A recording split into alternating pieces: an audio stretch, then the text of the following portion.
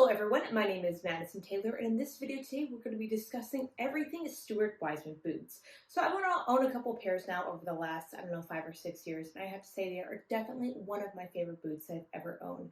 So in this video I want to share what I like, what I dislike, and more importantly, if you should buy a pair or not. So without further ado, let's go ahead and dive into the video.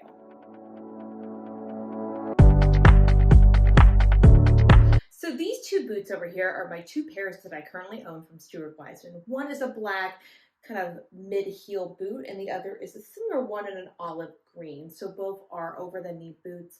And this pair here I've had for, I would say, almost 6 years now. And then this pair, same, about pretty similar, about 4 or 5 years that I've had both these boots. And I have to say, these boots I wear all the time, regardless of the season. They're super lightweight, super comfortable, and I've worn them a ton. But this way you can kind of see both before we dive into each individual pair as well. So this black pair I have over here is definitely my oldest and my first pair of Stuart Weitzman boots that I've owned. And to make it kind of a little bit simpler, I do have on these boot inserts that I actually made myself. I filled it up with plastic water bottles and sewed it together to insert into the boots, which helps them stay, especially in my closet. So that's just a little tip for myself personally. But these boots over here, I can't honestly even remember the style of it because they are so old. It kind of preempt even the knee-high boot that people have. So I've had these, again, for probably 6 or 7 years now. But one thing I have to say about how well it's hold up is definitely the leather quality of the boot, especially on the top over here. I've worn these things to death probably at least 4 times a week, especially during, the winter seasons and the fall, but I have to say they've held up incredibly well. I did have to get them resoled once or twice on the inside just because I'm constantly wearing them, but again, not a lot of repairs on the outside. It's still, it held up the integrity of the leather, which is really great to see in the quality of the boot. To make it a little bit easier to show you, I'm just going to put one down to the side so I can hold up one boot. But this boot over here, you could see it has the front quilting materials, and then on the back over here, it's this stretchy kind of black material. So this boot here, again, because it's so old, I don't even remember the style number of this. It's 5 or 6 years old, so I'm sure they have their reiterations of what it is, but you can see over here that has a detailed SW and the gold grommet over here on the side, and just this, a heeled block boot over here as well. And on the bottom over here, it has Stuart and Weitzman with the rubber sole on the bottom, so you can walk through different terrain, different water, whatever it might be. But this way you can kind of see how the boot is built and what it looks like from kind of an overall perspective. Let's talk about fit real quick on these boots. So these boots definitely run true to size. I'm in between a 9.5 and 10s, and I typically gravitate more towards the 9.5 side, but I will go up to a 10 just depending on how heavy socks I'm going to wear with this. And these, I believe, are a size 40, so it would be technically a US size 10. So again, they're pretty true to size and what it is. You're not going to have to size really up or down. They are going to be exactly kind of where you want on the foot, and it's up to personal preference if you want to wear with heavy socks or not, of how you go ahead and size up or down on your boots. In terms of price points for these, I actually purchased these black boots at the Neiman Marcus outlet down in Houston, where I used to live, again, many, many years ago. And I think I paid probably around $300 for these boots at the time. And they typically have an MSRP of anywhere from $500 to $600 plus. So definitely have kind of held their value, if you would, in terms of the price. I haven't seen a big influx up or down in terms of pricing. But again, they definitely are a pricier boot. But if you're going to buy a pair, they will last you time and time again, over and over, no matter what you do and what you wear. So you definitely get what you paid for. The material's held up. Again, I don't see any flakiness on the leather quality, especially if you buy a faux leather boot, for example, and you still have to pay, $100. These are not cheap, even with faux leather. The quality of it still has held its integrity over the last couple of years as well. On to my second pair of boots. Again, I only have one over here because it's a little bit hard to show you two at the same time. This way you can hold it up and see.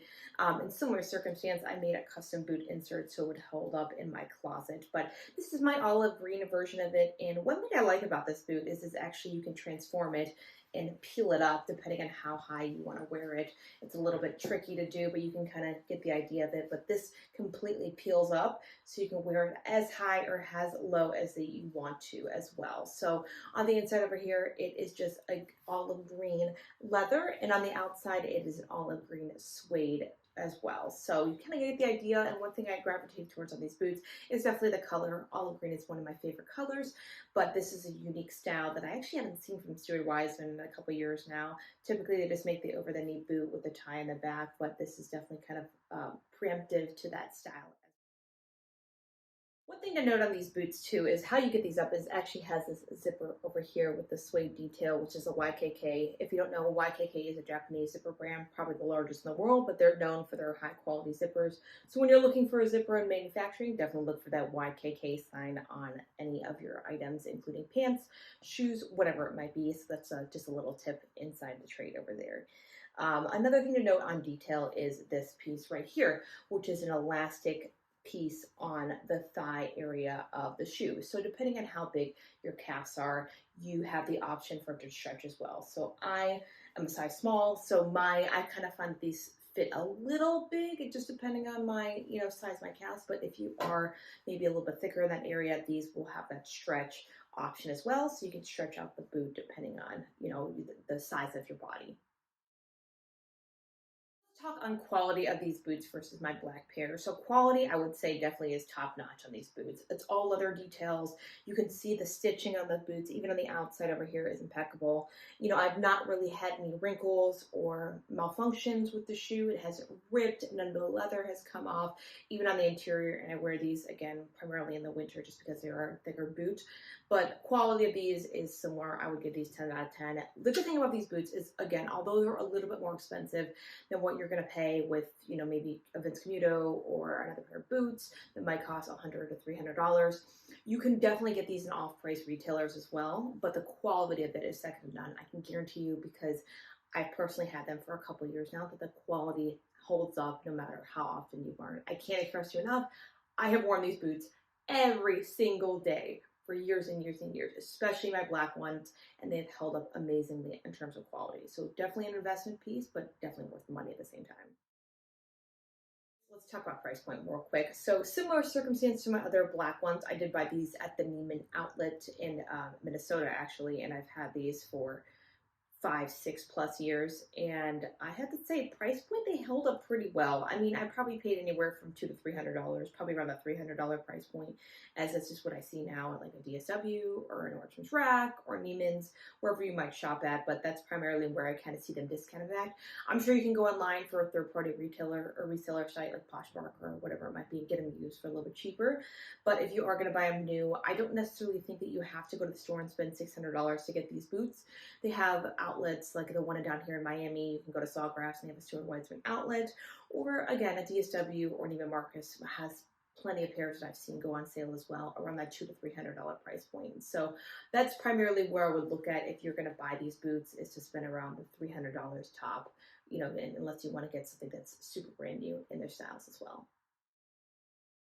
Let's just go ahead and do a really quick comparison so you can do the difference. Obviously, the biggest is going to be the style. This is a true kind of mid-calf length boot. Well, this is completely over the knee, almost kind of all the way up, if you would. If I would have put this up, it would extend all the way up plus, depending on how high I want the boots. That's obviously the biggest difference between the two. Again, quality of the boots, I would say, is very similar with this heel height here, and you can even see the rubber details down below still has the same as Stuart Weitzman, which is indicative to the boot itself.